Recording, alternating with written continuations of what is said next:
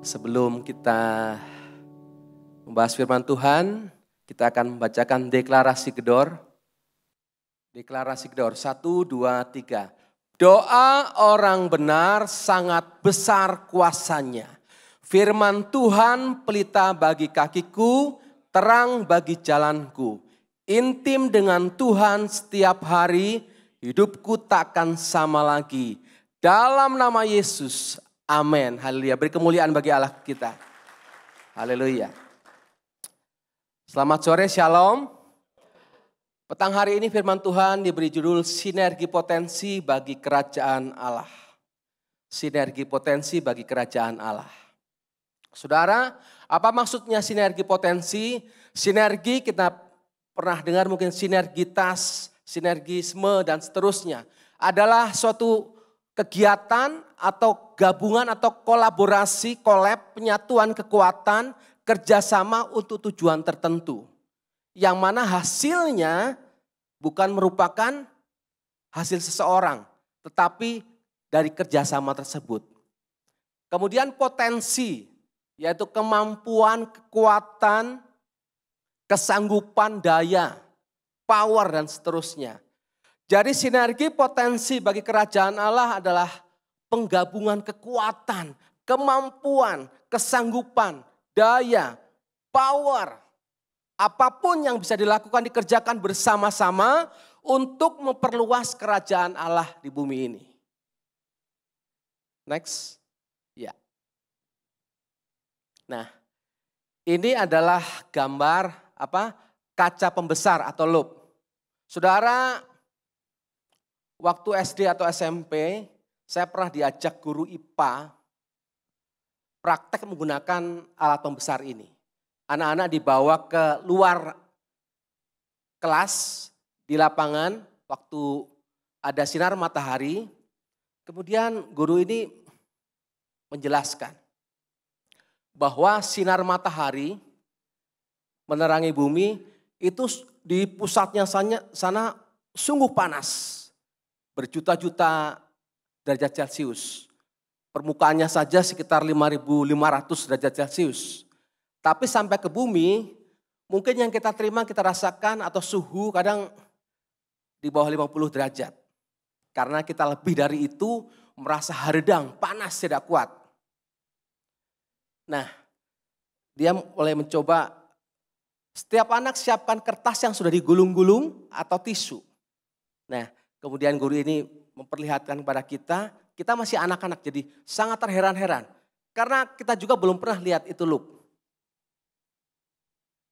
Dan kita lihat ada satu titik api yang begitu tajam, tadinya besar makin mengecil. Dan ketika diarahkan kepada tisu itu, apa yang terjadi? Apa? Terbakar, menyala abangku. Ya, menyala itu kertas, itu tisu menyala. Dan saya percaya, setiap kita, gereja Tuhan, kalau disatukan potensinya, disatukan kekuatannya, apapun juga, maka kita akan berkobar-kobar, makin menyala bagi Kristus. Amin. Saudara, kita tahu di Komsel, di ibadah kategorial, baik dari sekolah minggu, teens, youth, dewasa muda, usindah, bahkan WBI dan ibadah kategorial yang lain. Kalau semuanya bersatu, bersama-sama, bergerak bersama, bekerja sama-sama bekerja bagi kemuliaan Tuhan Yesus, bagi kerajaan Allah, saya percaya pekerjaan Allah akan dahsyat di bumi ini, amin. Di Tasikmalaya, di Indonesia, saya percaya. Karena itu mari siapkan diri kita untuk bersinergi. Haleluya. Next, kita akan baca Alkitab kita dalam 1 Korintus 12. Karena sama seperti tubuh satu dan anggota-anggotanya banyak. Dan segala anggota itu sekalipun banyak merupakan satu tubuh. Demikian pula Kristus.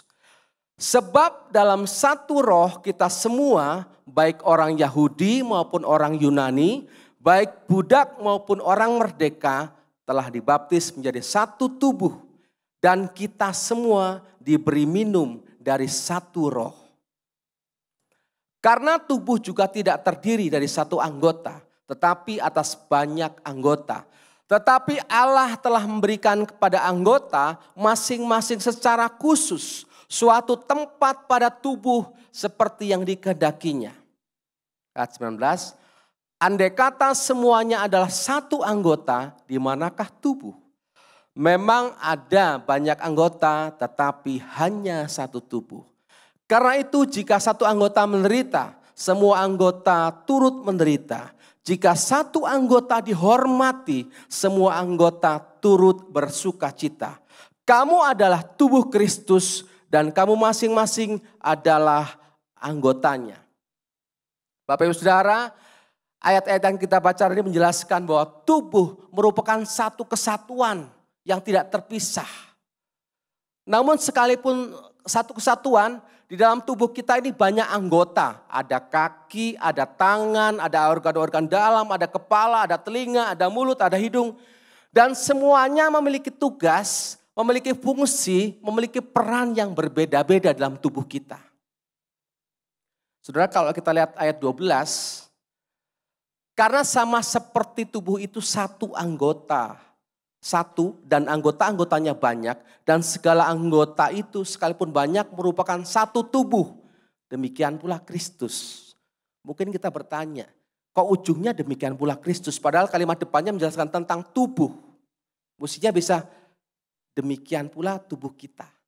Mungkin ya. Tetapi Rasul Paulus dengan ayat ini mau menekankan bahwa Rasul Paulus menggambarkan tentang gereja, tentang tubuh Kristus, tentang gereja Tuhan. Tentang kita, bagaimana kita harus berperan, bagaimana kita harus berfungsi, bagaimana kita harus melakukan tugas dan tanggung jawab kita sebagai tubuh Kristus di dalam satu kesatuan yang disebut gereja Tuhan.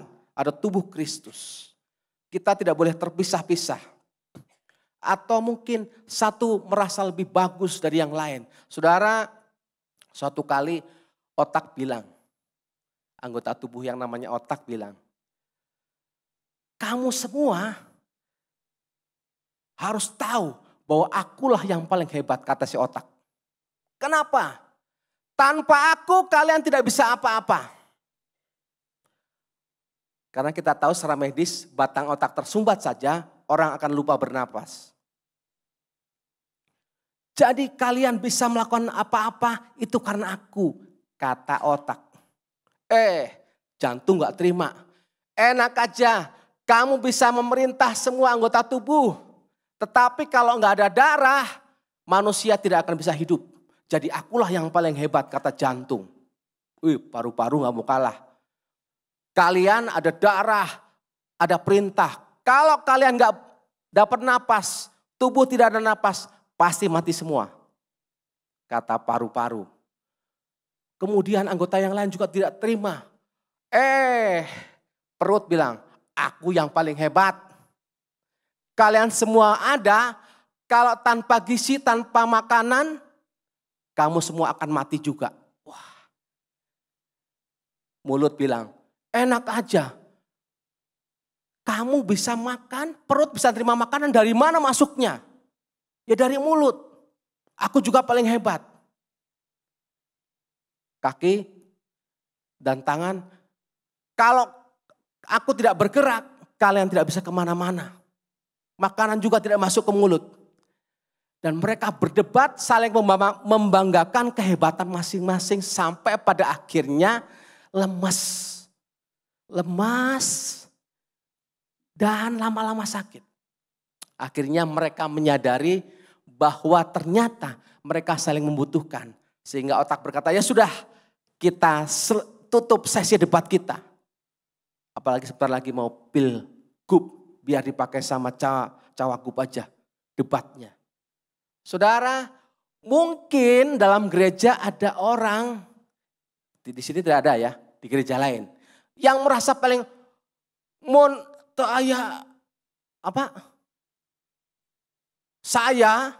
aku gereja ini gak jualan misalkan. Atau tanpa aku di departemen ini, di sana, di sini, tidak akan hidup. Atau mungkin Di tempat-tempat lain ada yang membanggakan diri dan merasa paling hebat. Padahal sesuai firman Tuhan semuanya saling membutuhkan. Amin. Tidak ada yang paling hebat, tidak ada yang paling bahkan merasa aduh saya mah apa, bisa naon, bisanya ngan doa. Padahal doa besar kuasanya. Amin. Jadi kita tidak boleh sombong, bahkan tidak boleh juga rendah diri. Minder. Karena mungkin aduh saya mah gak pernah ngapa-ngapain di gereja. Gak bisa apa-apa. Hanya bikin panas bangku aja. Jangan merasa rendah diri. Karena setiap kita punya fungsi, tugas, peran masing-masing. Sesuai yang Tuhan berikan kepada kita. Amin. Kita baca sebuah kisah dalam Nehemia pasal 4. Kewaspadaan terhadap orang-orang yang menentang pembangunan. Ada berapa ayat yang kita baca. Ketika Sanbalat mendengar bahwa kami sedang membangun kembali tembok, bangkitlah amarahnya. Dan ia sangat sakit hati, ia mengolok-olok orang Yahudi dan berkata di hadapan saudara-saudaranya dan tentara Samaria. Apa gerangan yang dilakukan orang-orang Yahudi yang lemah ini? Apakah mereka memperkokoh sesuatu? Apakah mereka hendak membawa persembahan? Apakah mereka akan selesai dalam sehari? Apakah mereka akan menghidupkan kembali batu-batu dari timbunan puing yang sudah terbakar habis seperti ini? Lalu berkatalah Tobia orang Amon itu yang ada di dekatnya. Sekalipun mereka membangun kembali, kalau seekor anjing hutan loncat dan menyentuhnya, robohlah tembok itu. Ayat 4, ya Allah kami, dengarkanlah bagaimana kami dihina. Balikanlah cercaan mereka menimpa kepada kepala mereka sendiri. Dan serahkanlah mereka menjadi jaraha di tanah tempat tawanan. Tetapi kami terus membangun tembok sampai setengah tinggi dan sampai ujung-ujungnya bertemu. Karena seluruh bangsa bekerja dengan segenap hati. Ketika Sanbalat dan Tobia serta orang Arab dan orang Amon dan orang Asdod mendengar bahwa pekerjaan perbaikan tembok Yerusalem maju dan bahwa lubang-lubang tembok mulai tertutup, maka sangat marahlah mereka. Mereka semua mengadakan persepakatan untuk memerangi Yerusalem dan mengadakan kekacauan di sana. Tetapi kami berdoa kepada Allah kami dan mengadakan penjagaan terhadap mereka siang dan malam karena sikap mereka. Kuamati semuanya, lalu bangun berdiri dan berkata kepada para pemuka dan penguasa dan kepada orang-orang yang lain. Jangan kamu takut terhadap mereka. Ingatlah kepada Tuhan yang maha besar dan dahsyat.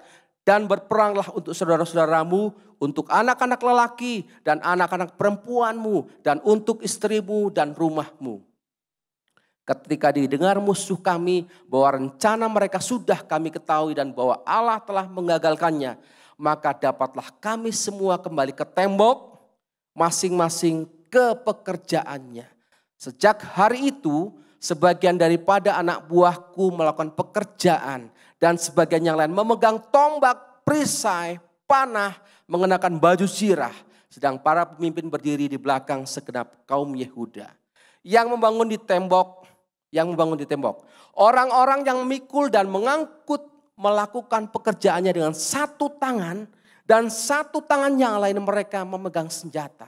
Setiap orang yang membangun bekerja dengan berikat pedang pada pinggangnya. Dan di sampingku berdiri peniup sangkakala. Ini sebuah kisah yang cukup panjang kita baca tadi.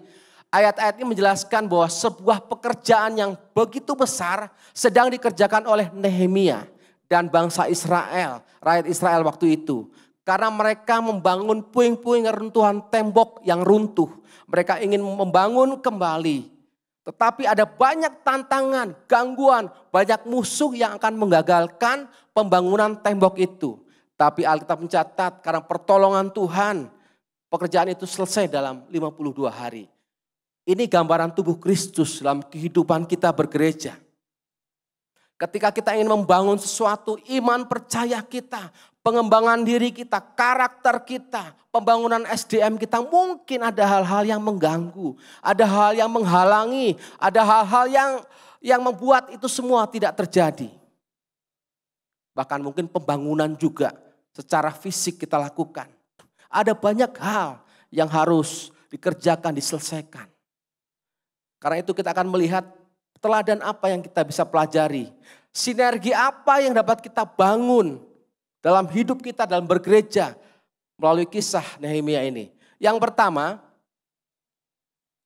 sinergi dalam mengalahkan musuh. Musuh yang dimaksud adalah segala sesuatu baik dari luar maupun dari dalam yang dapat meruntuhkan iman kita. Serta menghambat kita digenapi atau menggenapi rencana Tuhan dalam hidup kita. Itu yang saya masukkan dengan musuh kita, bukan tetangga kita ya.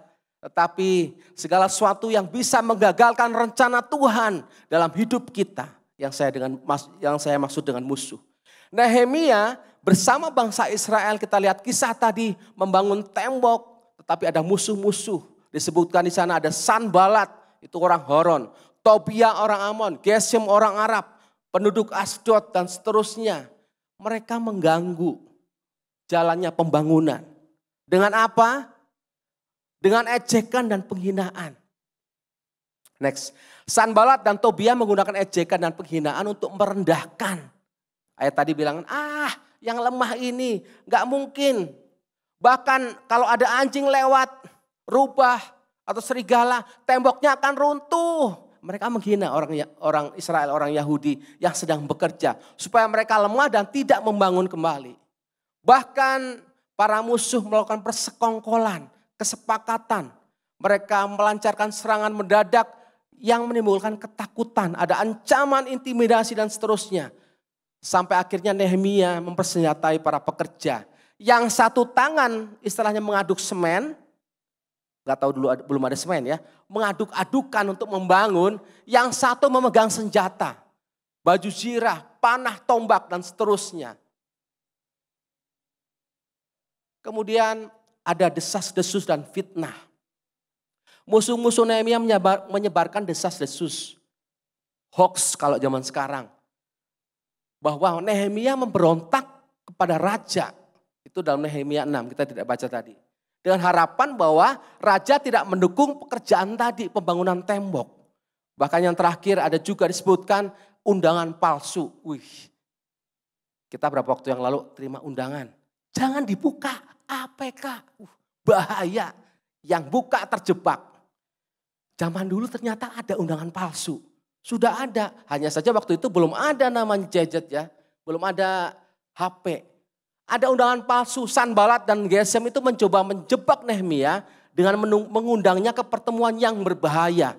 Tujuannya mencelakakan Nehemia. Zaman dulu udah ada jebak-jebakan. Saudara, mereka para musuhnya itu karena sakit hati, amarah, tadi bilang amarah, sakit hati, benci yang menguasai para musuh itu sehingga mereka ada yang nyinyir, gibah. Dari dulu juga sudah ada. Zaman Nehemia mereka sudah nyinyir, kamu gitu ini ngomongin mereka, ngomongin Nehemia dan para pekerjanya. Mungkin dengan segala kalau sekarang apa? Hacker-hackernya, bekerja meretas dan segala rupa. Dengan segala buzzer-buzzernya ya. Sayang zaman itu belum ada seperti ini. Teknologi. Tapi contoh nyata sudah ada. Mereka melakukan serangan secara mendadak. Supaya pembangunan itu gagal. Tetapi dalam 52 hari pembangunan selesai. Luar biasa. Pak, Bu, hari ini kalau ada orang yang mengejek kita, menghina kita, merendahkan kita. Kita harus tetap kuat, amin. Kenapa? Di Alkitab dari zaman dulu sudah ada orang nyinyir, orang julid, udah ada. Kita harus tetap kuat supaya apa? Rencana Allah tidak gagal dalam hidup kita, amin. Supaya rencana Allah dalam gereja terus berjalan. Kenapa? Kalau kita peduli dengan orang nyinyir, orang julid, apalagi yang orang gibah, tiap hari kalau ngelayanin di medsos, kadang saya baca medsosnya apa aja, sesuatu yang bagus, orang lempar, enggak gini-gini, jawab lagi, bisa berantem, saya cuma nonton aja, waduh orang begini ya, bahas satu hal bisa dibalas, balas, padahal nggak kenal itu.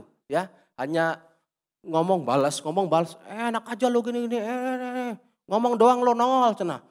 Akun apa namanya, akun palsu atau apa, ramai banget. Tapi kita tetap harus kuat, amin. Jangan takut, jangan berkecil hati. Karena kita percaya kalau Tuhan sudah membuka jalan, membuka pintu, Tuhan sudah mengangkat, Tuhan sudah memberkati, tidak ada orang yang bisa mengagalkannya. Bapak Saudara, apa musuh kita hari-hari ini? Atau sesuatu yang bisa membuat hidup kita gagal. Mungkin masalah kita, pergumulan kita, atau hal-hal lain dalam kehidupan kita. Kalau Tuhan izinkan suatu masalah terjadi, Tuhan mau kita kuat. Amin. Tuhan mau kita tangguh. Bahkan saya percaya tidak peduli gereja kecil, gereja besar, besar sekali, pasti ada masalah pergumulannya. Karena masalah tidak diundang, datang tidak diundang, pulang tidak diantar. Bukan jelangkung, tapi masalah pergumulan dalam kehidupan kita. Baik pribadi, keluarga, gereja, pasti banyak sekali. Dan satu hal yang kita perlu tahu bahwa setiap masalah pergumulan, tantangan, pasti ada solusi dan jalan keluar. Amin. Ya, hal yang pertama yang ingin saya katakan adalah tingkatkan kesatuan hati. Nehemia bersama bangsa Israel memiliki kesatuan hati yang kokoh sehingga musuh dapat diatasi dengan baik. Dalam Kisah Para Rasul 4 ayat 32 dan Kisah Rasul 2 ayat 44 berkata, adapun kumpulan orang yang telah percaya itu, mereka sehati dan sejiwa. Dan semua orang yang telah menjadi percaya tetap bersatu. Jemaat mula-mula berkembang dengan pesat pada waktu itu. Bahkan Petrus berkhotbah 3.000 jiwa bertobat. Karena mereka jemaat mula-mula memiliki kesatuan hati yang luar biasa. Filipi 2 ayat 2 berkata, karena itu sempurnakanlah sukacitaku dengan ini. Hendaklah kamu sehati sepikir dalam satu kasih, satu jiwa, satu tujuan. Makanya moto di awal-awal Bapak Rubin menjadi ketua PPHGBI, salam sehati. Setiap kita kalau foto, ayo salam sehati. Sehati, sehati dan sehati. Karena kalau sehati, apapun kesulitan bisa diatasi. Kalau bersatu dan sehati, apapun tantangan pasti bisa diselesaikan. Matius 18 ayat 19 dan 20 berkata, dan lagi aku berkata kepadamu, jika 2 orang daripadamu di dunia ini sepakat meminta apapun juga, permintaan mereka itu akan dikabulkan oleh Bapakku yang di surga. Amin. Sebab di mana 2-3 orang berkumpul dalam namaku, di situ aku ada tengah-tengah mereka. Kalau kita sehati, Tuhan hadir, Tuhan mendengar doa kita. Saudara, Indonesia sekarang sudah bagus main bolanya, betul? Karena apa? Banyak pemain naturalisasi, ya. Banyak pemain-pemain dari tim pusat ngirim ke kita. Tim pusat itu tim orange ya, Belanda. Jadi Indonesia sebentar lagi akan masuk penyisihan Piala Dunia. Yang ketiga, luar biasa. Saya mau cerita bahwa mereka, nenek moyang mereka, Belanda itu pernah menjajah di Indonesia. Makanya mereka banyak yang keturunan di Belanda dan bisa jadi pemain. Itu salah satu keuntungannya. Tetapi pada waktu itu ketika nenek moyang mereka yang kita suka sebut Tuan Meneer yang menjajah, yang suka mencari Cipitung itu. Mereka menjajah Indonesia cukup lama. Berapa ratus tahun? Mereka mencari Cipitung gak ketemu-ketemu. Akhirnya mengobrak-abrik Indonesia beratus-ratus tahun. Katanya ada yang bilang 350 tahun. Tapi katanya dihitung lagi salah, bukan segitu. Aduh, yang pasti cukup lama. Cukup lama. Kenapa kita dijajah begitu lama? Karena yang bisa jawab dapat hadiah. Karena kurangnya persatuan. Karena mereka memakai taktik divide et impera. pecah belah dan kuasailah atau jajahlah. Indonesia kurang persatuan, diadu domba. Akhirnya setiap daerah, setiap kerajaan kecil-kecil berperang. Padahal masih satu bangsa Indonesia diadu domba.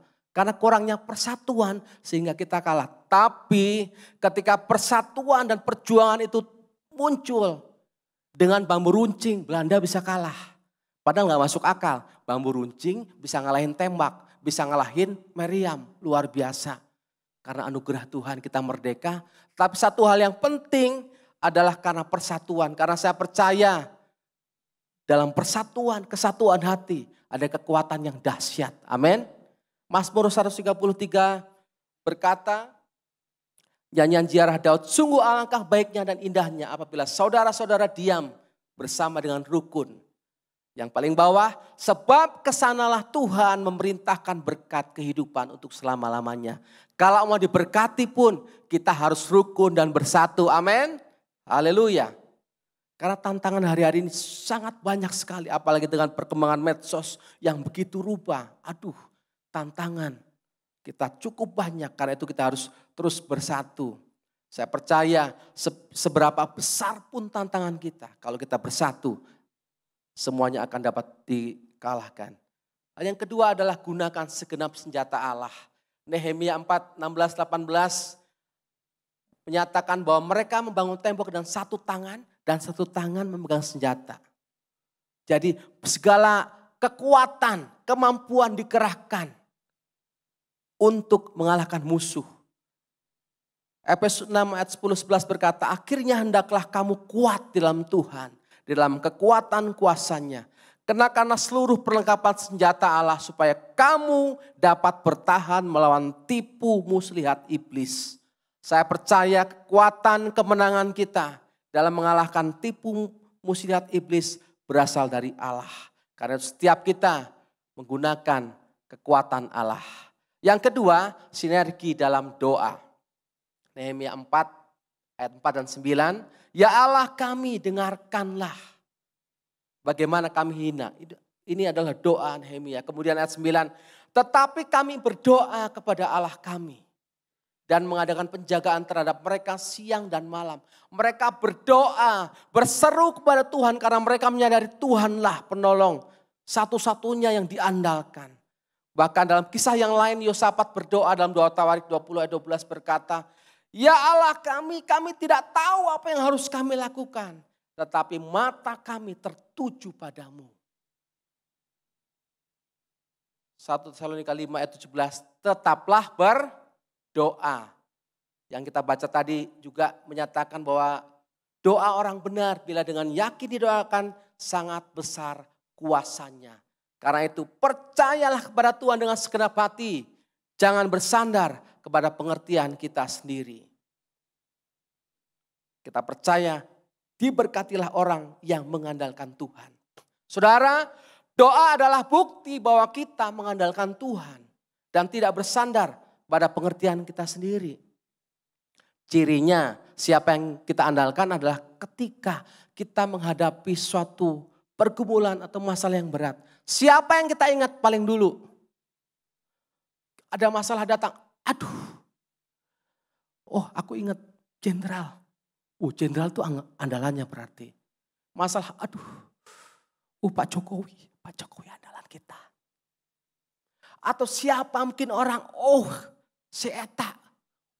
Eta orang pintar, ada orang pintar. Itu andalan secara manusia. Tapi andalan-andalan secara manusia mungkin akan mengecewakan. Tetapi kalau Tuhan andalan kita, Tuhan akan memberikan pertolongannya yang ajaib. Amin. Karena itu terus tingkatkan doa kita supaya kita menang.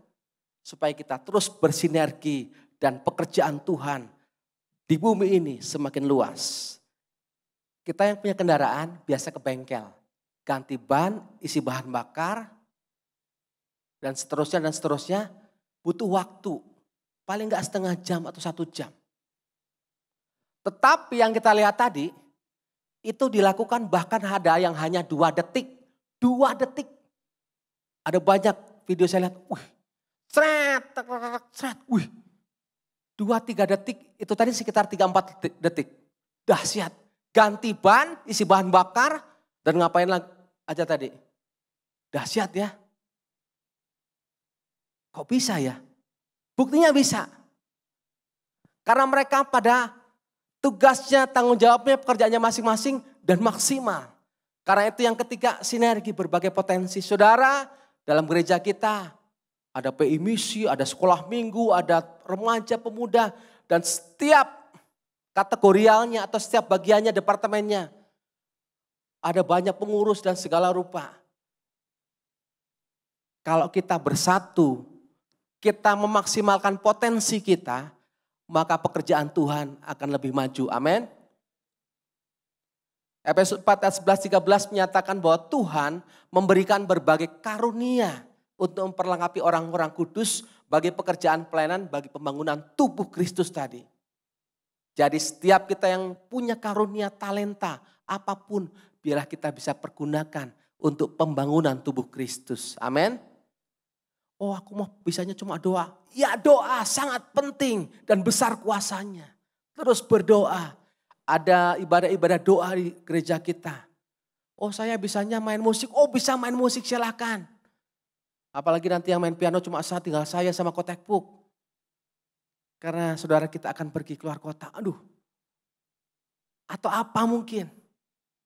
Kita bisa lakukan dengan segenap hati kita.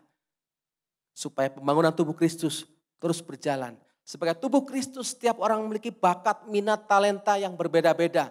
Itulah sebabnya dibutuhkan kesatuan sebagai tubuh Kristus agar dapat mendukung perluasan kerajaan Allah di bumi. Slide terakhir. Nah, ini sama dengan ayat terakhir. Ayat yang paling suka adalah ayat terakhir, katanya kalau di khotbah ya. Ayat terakhir, ini slide terakhir ya. Potensi yang ada dalam setiap orang semestinya dapat digali dan dimunculkan untuk mewujudkan terjadinya sinergi berbagai potensi bagi kemajuan dan perluasan kerajaan Allah di bumi. Jadi kalau ada hal yang pelatihan SMK dan setiap hal, ikutin. Agar potensi dapat maksimal, miliki hati yang siap, yang taat dan siap dibentuk. Amin. Kalau enggak taat dan siap dibentuk, akan susah maksimal. Dalam Alkitab dikisahkan penjunan mengerjakan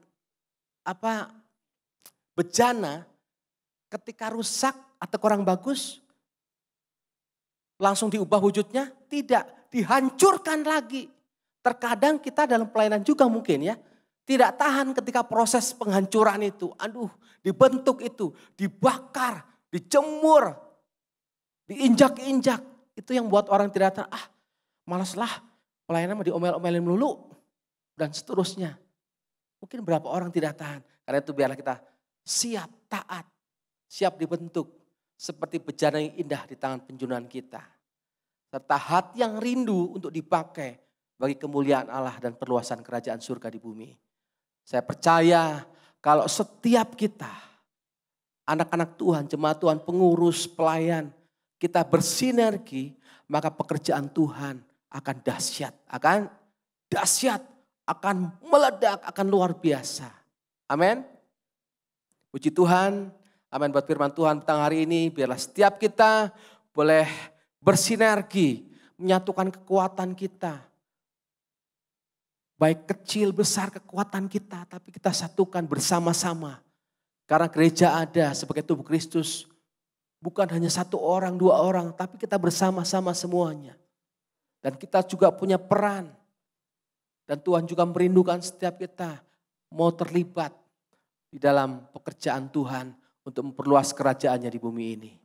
Mari kita bersama-sama berdiri.